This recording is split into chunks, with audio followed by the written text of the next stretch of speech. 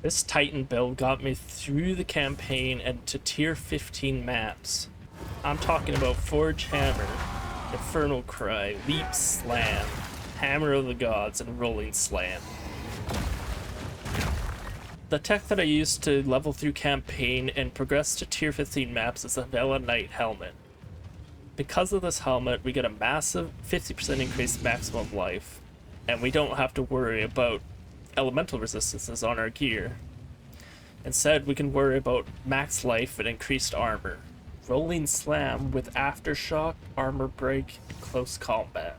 Leap Slam with Crater, Aftershock, Fist of War. Hammer of the Gods with Aftershock, Fist of War, and Heavy Swing.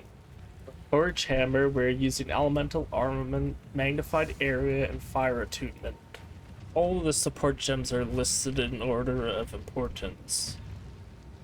For Spirit Gems, we're using Time of Need, Herald of Ash, and Overwhelming Presence.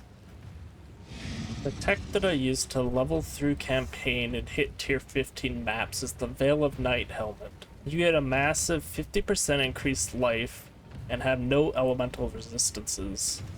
This is viable because on the tree you can get up to 90% armor applies to elemental damage if you're a Titan with hulking form.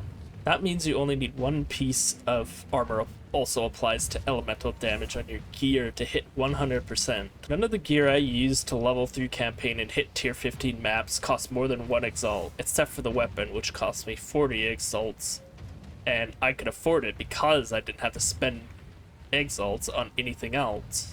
I've since switched to capping my elemental resistances, because around tier 15 maps you start to get one-shot by elemental damage. But to smooth over the gearing process, I would start with the Vela Knight tech, buy a good weapon, and then save up for elemental resist, high life, high armor gear. This is the passive tree. Keep in mind I'm level 86, so you won't have all of these passives unlocked. The most important passives are the armor applies to elemental damage here, and down here. Those two clusters together equals 90% armor applies to elemental damage. I took this node, the Molten One's Gift, which allows fully broken armor effects to also apply to fire damage taken from hits. Because the build centers around Forge Hammer and Infernal Cry, this is a lot of extra damage. For the third Ascendancy, I opted for 50% more armor from equipped body armor, but you could also pick up 15% more maximum life or 25% chance for slam skills you use yourself to cause aftershocks. I'm probably going to switch to this one. Another layer of defense is cap block chance. It's really easy to cap block chance because the max block chance now is 50% baseline. So with a couple clusters on the tree and a 30% increased block chance roll on your shield, you should be able to hit 50% block chance. For keystones, we're using the Giant's Blood keystone, so we can wield a two-hander and a shield. The other keystone that we're using is Blood Magic, so our skills cost life instead of mana. To cover the skill cost as life, you want to get leech rolls on either your gloves or your ring. Your weapon can have it too. I'm using 3 Dowsing Charms, but honestly you want at least 1 Thawing Charm to protect you against freeze.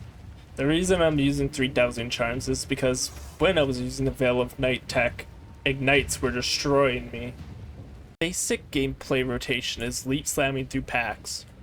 When you encounter a large enough pack, you can throw Forge Hammer and detonate it with Infernal Cry. This will make any of your rolling slams or leap slams cause the fissures to erupt. A lot of times I find Forge Hammer to be excessive, except on rares. But honestly, most rares die from a single Hammer of the Gods anyways, so... For bosses, it's a simple rotation of Forge Hammer into Infernal Cry to detonate it, into Rolling Slams until the boss is stunned. Then you Hammer of the Gods them, and repeat. But in a lot of cases, one rotation was enough to kill the boss. That concludes the Titan Leap Slam build. Thanks for watching, like and subscribe for more.